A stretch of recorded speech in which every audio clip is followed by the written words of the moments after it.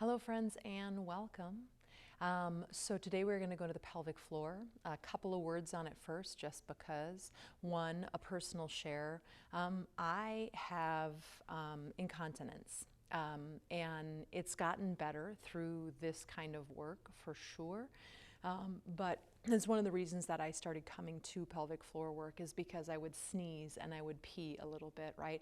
I wouldn't be able to run to the restroom in time and I would pee a little bit before I would get there, those kinds of things. And then also for me, on the other side of it, living with irritable bowel syndrome and having diarrhea, a large part of my life, issues with that, right? I also have some issues every once in a while, come a long way, diet and various things have helped me. However, this work is still really critical for me for not being incontinent with my poop, my stool, right? So again, I share these things because I know I'm not alone, and even though some of you might be like, oh my God, some of you are like, oh my God, me too. And in fact, 1 in 3 women are incontinent and 1 in 5 men are incontinent. So it's a pretty big situation in, in our world. So this work helps me with that. I haven't been doing it regularly in a while and I want to come back to it, and so I thought I would share the work with y'all in case it's beneficial and helpful for you. One more thing and then we'll get started. I have just been trying to stress this over and over and over, that we can go too far either way. Those muscles can be too lax and we can have incontinence because of it, but we can also have them be too rigid and too firm, and that can cause a lot of issues as well, especially for women with childbirth, right? So we don't want to go an extreme to either way. We want to find that beautiful balanced in-between point of equanimity within our muscles. We want to be able to recruit it when we need it. We want to be able to soften it when we don't. And so we're going to play with that. It's very subtle work. Please be willing to do less. Less is more, less is more, less is more with this work. So in an upright posture, we'll come onto our backs in a little bit. You're going to need a blanket or something to put between the thighs. If you can have a strap that will come around the thighs and hold it, that's going to help you with some of the work that we'll do. Otherwise, you'll visualize you have those things. So first things first, in an upright posture, bring your awareness into your buttocks bones. Those are the 2 ischial tuberosities, right? They're called the 2 protrusions at the bottom of the pelvis that you sit on. And then bring part of your awareness into the crown of the head, the very tippity top of the head. And I want you to, with every inhale, imagine that those 2 places gently move away from one another. And then keep that length, right? But exhale and soften. So just do that for a few breaths. You can be on your own breathing pattern. Maybe a very soft, subtle ujjayi breath. That's that restriction of the throat, almost like you're sipping air through a straw.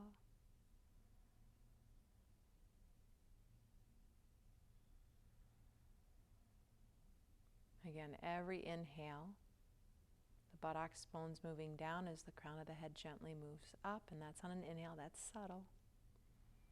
And then trying to maintain that length as you exhale and soften all the other extremities, right?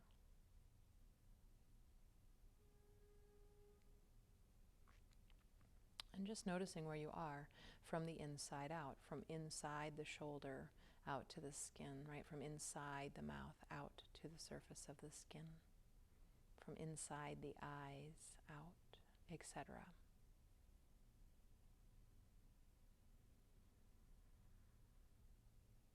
And then bringing your awareness down into that pelvic floor, I want you to think of it as a diamond-shaped area. They connect with women from the vagina to the tailbone, right? And men, it's not the vagina, but it's still that same diamond shape, right? So from the front of your pelvis to the back to the tailbone, and then from side to side, it's connected to those ischial tuberosities. It's a diaphragm, much like the diaphragm of our lungs, our respiratory diaphragm.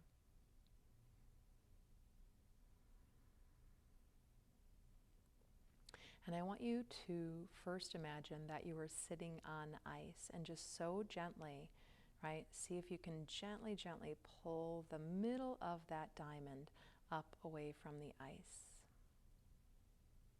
Now, if that doesn't make sense, I'll give other visualizations, other ways to try to find it, right? But now we're going to add that on the exhale. So release those muscles, let them be really soft. And then when you exhale, physiologically, the natural movement of both diaphragms, the lung diaphragm and the pelvic diaphragm, is they gently move up, right? So you're going to put a baby amount of extra effort when you exhale on, again, thinking of pulling the very middle of that diamond of the pelvic floor diaphragm up away from that ice that you're sitting on.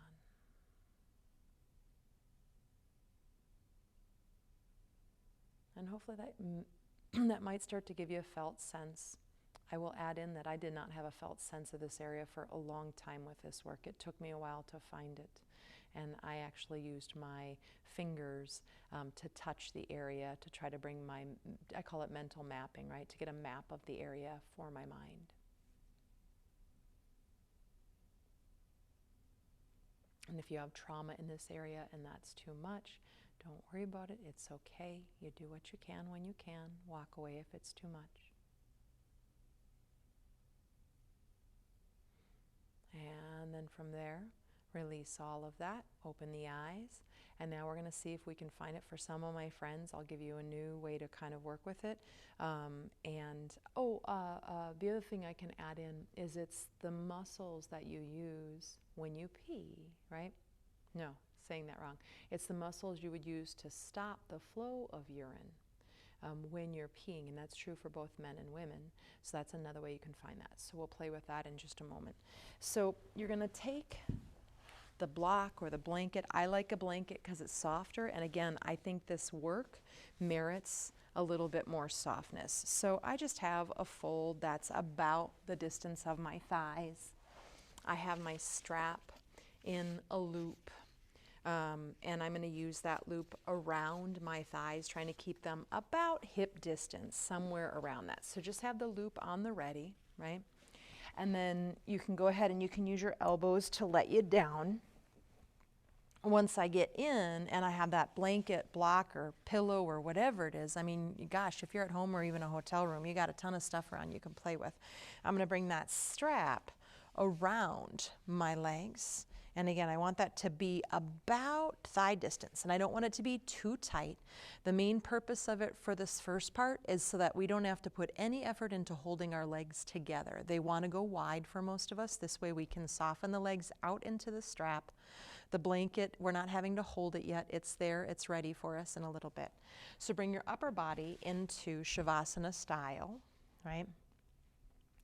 And again, first things first. Now I want you to imagine that diamond shape, it's a cloth, it's a silk cloth. And if anyone has ever been around silk, you know that silk can wrinkle really easy. It moves with the touch, right? It's very reactive, so to speak.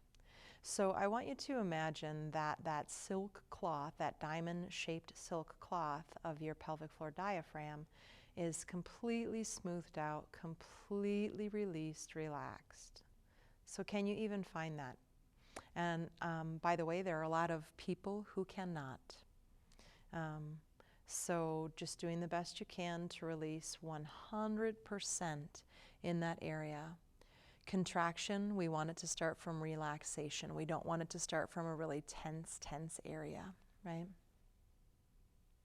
Okay, so now when you exhale, and if you prefer to do it on the inhale, I won't take it away from you. Again, I'm just following the physiology of the body. When you exhale, both the lung diaphragm and the pelvic floor diaphragm have a gentle movement up. So we're going to take advantage of that, right? And when we exhale, I want you to think about the very center of that silk cloth bunching up, coming together, wrinkling. So subtle, friends. You'll inhale and you'll release that, and then you'll do that a few more times. Every time you exhale, my anus doesn't engage, my inner thigh doesn't engage, my psoas do not engage. Everything starts from a place of softness, and if all goes as planned, right? When I exhale, I imagine the very middle of my silk cloth starting to just bunch up into the center and wrinkle and come together a little bit like cloth can, right? And that might be plenty, and you might still be trying to find that. Don't move on to this next piece if you can't find that. That's not your work yet. Be honest with yourself, right? But if you can, now start to add, not only does the fabric bunch in on the exhale, but it pulls up towards your lung diaphragm. And that is still incredibly subtle. Don't get aggressive with this stuff, right? And still, in an ideal world, and we know the world is not ideal, we're not engaging our psoas muscles, our adductors, our abductors, our anus, our glutes. Like, none of that is engaging right now. We are only engaging the Muladhara Bandha. By the way, that's this work, all the foundation being set for Muladhara Bandha, right? Or for the pelvic floor to engage. And can I tell you how long it took me to release all my other muscles to only do my pelvic floor, right? This work for me, I had to be willing to be really subtle. And in the beginning, I wasn't willing to do that. I really wanted to force it into like Kegel, Kegel. And it is a form of a Kegel, but Kegels don't have to be like they're often taught, or we think we take that on, right? Every time you inhale, I want you to smooth that silk fabric out, 100% release of the muscle, best you can, right? And you're exhaling and bunching it up in towards the center, and also trying to, maybe, if that's your work, be honest, pulling it up towards the lung diaphragm, up towards the crown of the head, right? So find both. Find complete relaxation every inhale. Find that engagement of only the pelvic floor muscles, subtle, subtle, soft stuff, right? And now adding on, we're going to add some other muscles in the area. So when you exhale, start by pulling in, bunching in that fabric and pulling it up, right? But then gently move into the cloth. And just in case that's really hard for you to find the pelvic floor, this is going to help that motion, right?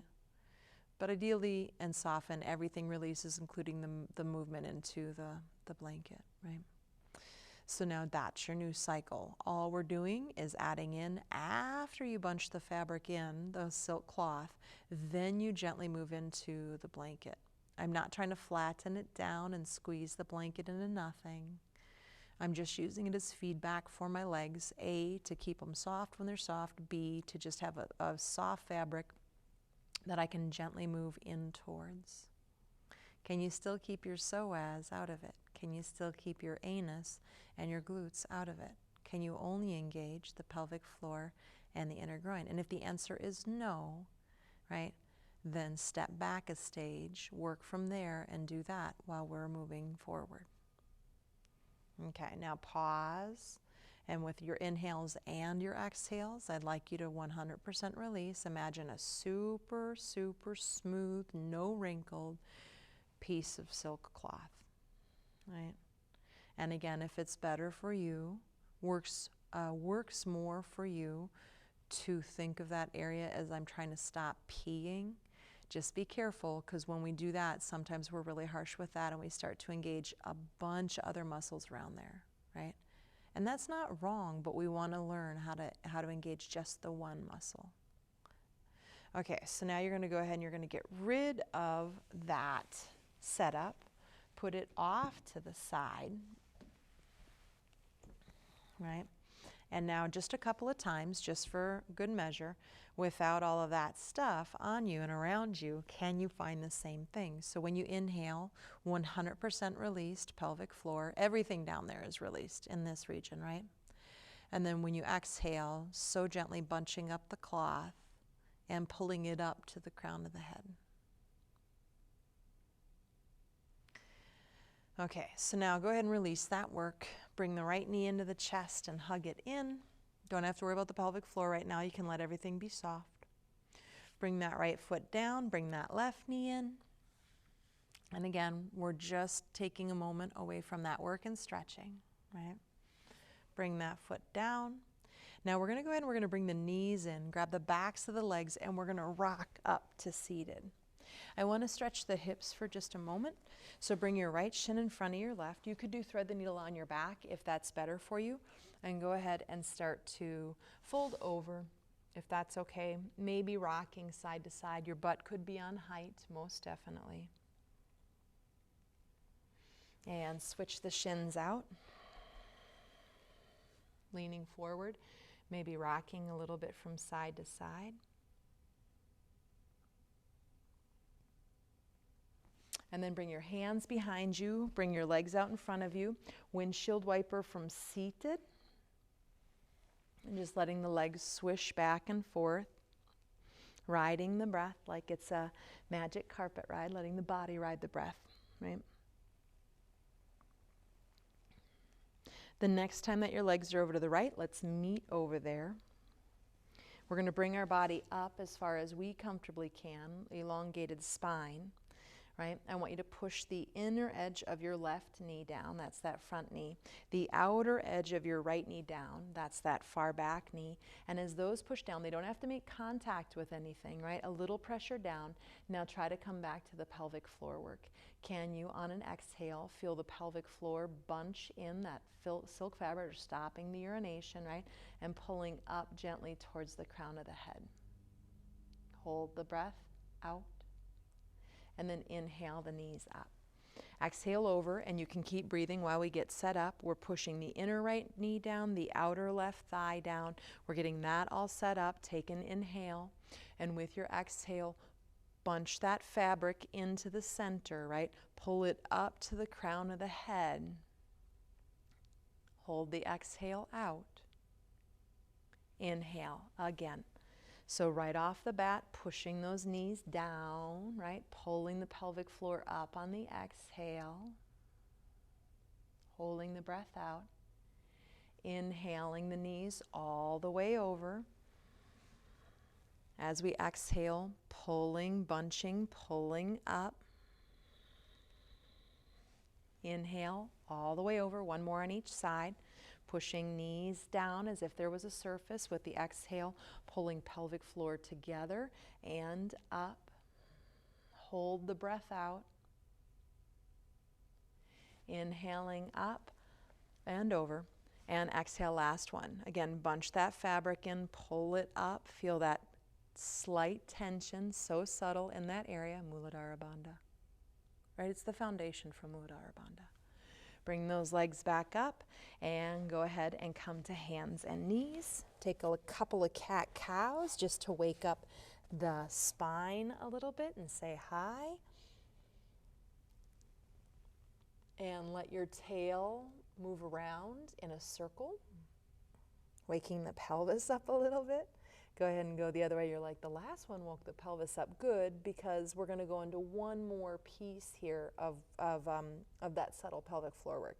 So now the next piece is trying to move into a squat. So there's a couple of options, friends. You can step your feet forward and you can squat down. If that's not available for you, you could be on the edge of a chair and you could still do this work. You could be sitting on the ground with the thighs in between, or sitting on a block might be the one for you, right? Like this. They're all just wonderful. If you can get the arms in, whether that's extended and it's on the forearms or your upper arms are in, great, right?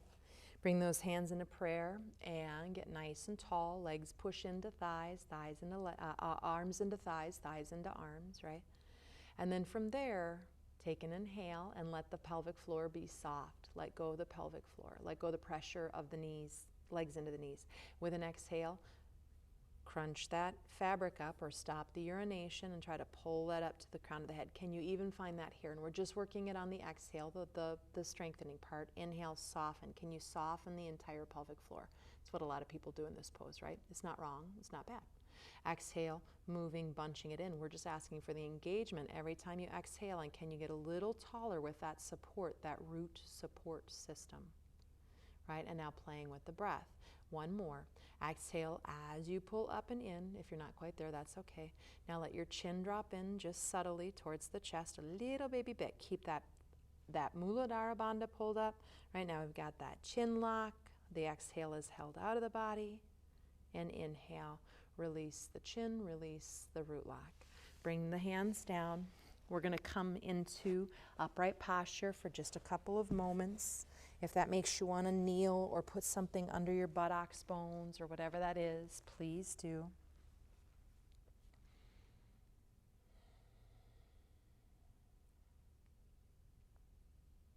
And so from here for today, not the only way to work it, every time you're here you don't have to do this, right? But today, can you find just the most subtle engagement, just a little bit of that bunching in?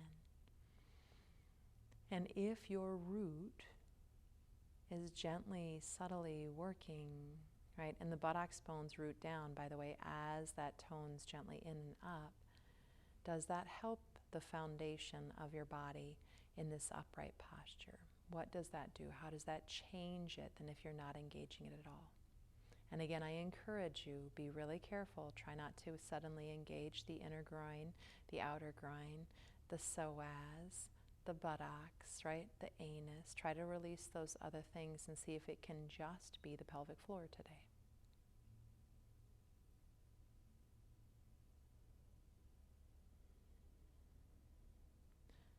Bring those hands together in front of the chest. Inhale.